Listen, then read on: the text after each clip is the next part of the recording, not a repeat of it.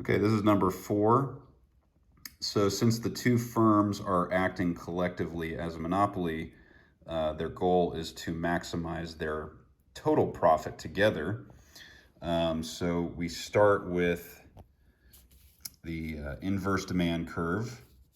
Okay, I can't remember if they give us the direct one or not, but in any case, you take the inverse demand curve or demand function.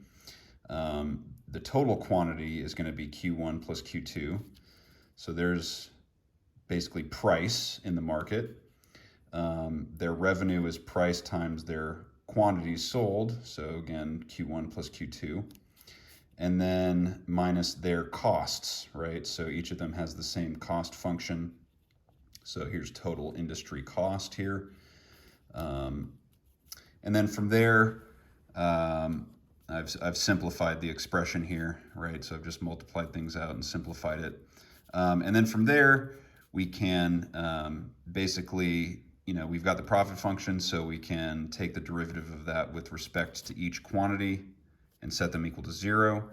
Alternatively, you can, instead of finding the profit functions, you can find the total revenue function, and then set those equal to marginal cost of each firm, which you can get from their total cost by taking their derivatives.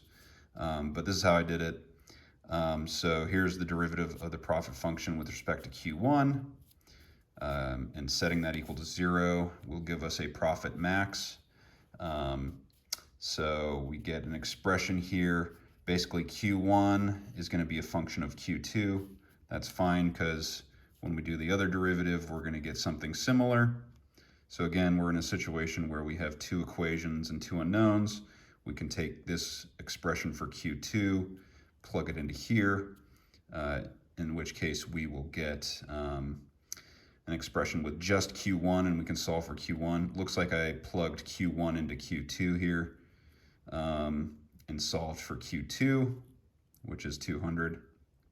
And then once you have that, you can just plug that back into here and solve for Q1, which is also 200, since the firms are identical.